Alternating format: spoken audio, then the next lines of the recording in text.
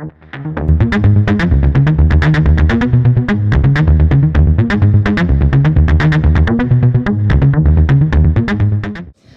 could you explain us a bit the idea behind the film?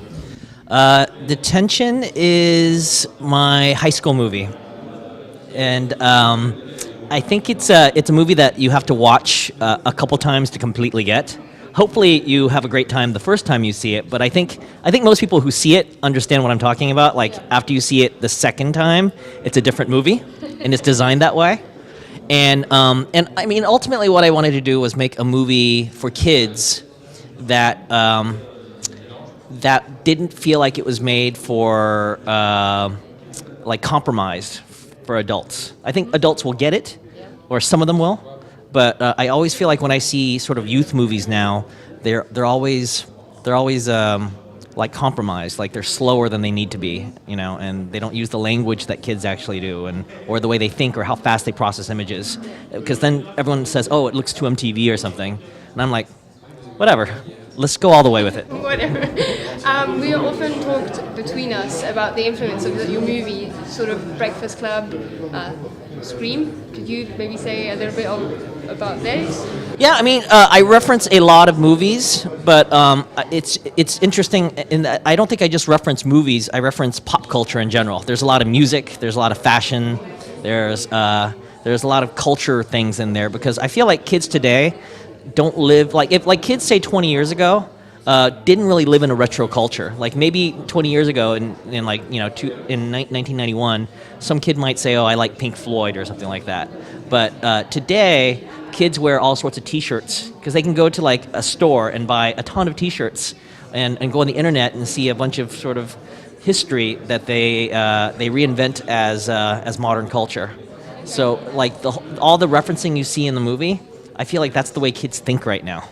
So the fact that you choose the 80s, is that because for you it's your high school years, or is it what you really want to, you know, push forward, sort of remember the old times? Well, I actually pushed it more to the early 90s. Yeah, early 90s. Yeah, okay. early 90s. Yeah.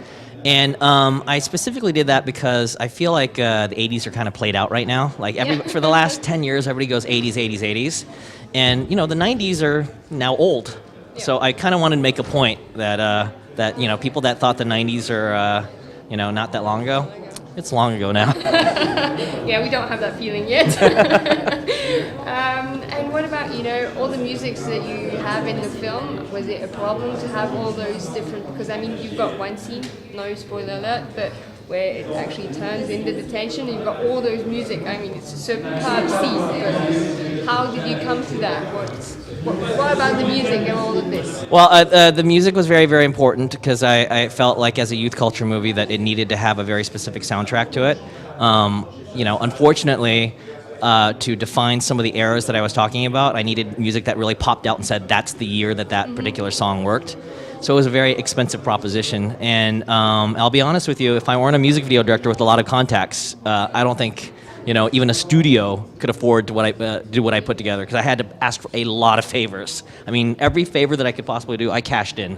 So, I mean, I would dare a studio to put a soundtrack like this together. Well, I'm looking forward for the soundtrack to come out, I must say. Yeah, so what was like the favorite scene to shoot? Yeah. I think my favorite scene was the detention scene, not that spoiler scene, but when they were just talking. Yeah. You know, like, I really enjoy working with actors. I know it's very strange coming from someone who mostly does music videos, but I love actors. Like, when I do music videos, like, I don't really, you know, I love camera work, and I love editing, and I love, you know, I love lighting, fashion, and all that stuff. I love all the aesthetics.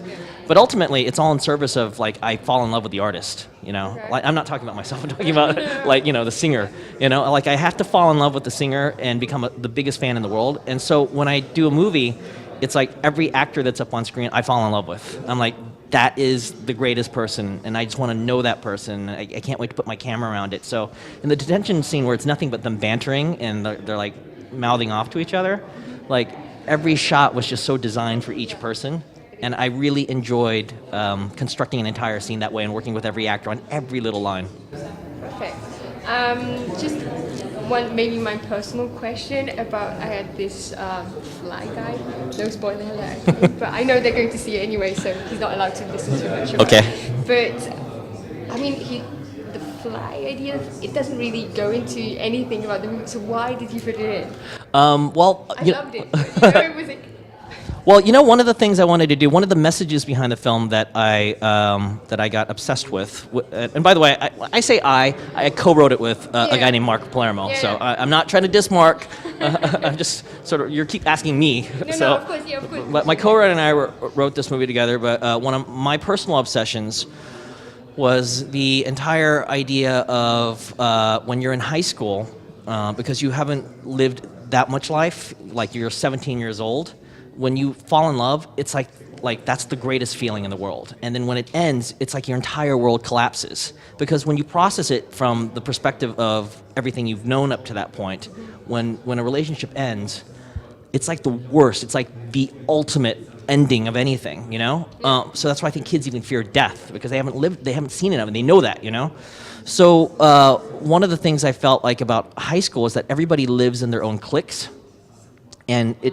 Like when you're in high school, you kind of are so obsessed with your own problems, you don't get to see the other person, Like the nerd may feel like no one understands him, and then the gay guy feels like no one understands him, and then the cheerleader feels like no one understands her. So in most movies, when I see the bully run around, the bully, is just a guy that beats somebody up. But I felt it's very important in this movie that even the bully has a problem. Yeah. So essentially everybody, if you really notice, lives in their own genre. Yeah. Okay, good, super. And can you maybe for the last one tell us why did you wait so long between Cookie and this one? I waited so long because honestly, I had a very hard shoot on my first movie. It's it was a learning experience for me in terms of how studios worked. I don't think I was completely prepared to interface with a studio on that level. And it wasn't a very great experience for me.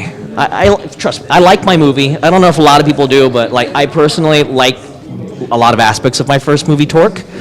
But when I wanted to make my next movie, I felt like if I'm gonna do this, it's got to mean something. Yeah. So I decided ultimately, as all the scripts came in, and I didn't like any of them. And some of these movies got made, and they were terrible movies. I said I was gonna just write my own. I wanted to just do something very personal, and here's the thing, do I need to make 30 movies in my life? No, I don't, If I made 5 great movies, I'd be happy, So ultimately, I waited, and it took me 3 years to write this with Mark Palermo. It took me a year to do this. It took all my cash. I'm broke. So it was a passion project. So I mean, I guess the easiest explanation and the quickest one is I had to be passionate about it. It took me that many years to be passionate. And here we are, 8 years later. Yeah. Well, thank you very much for being there, and it's going to be a cult movie anyway. Okay, great, thank you.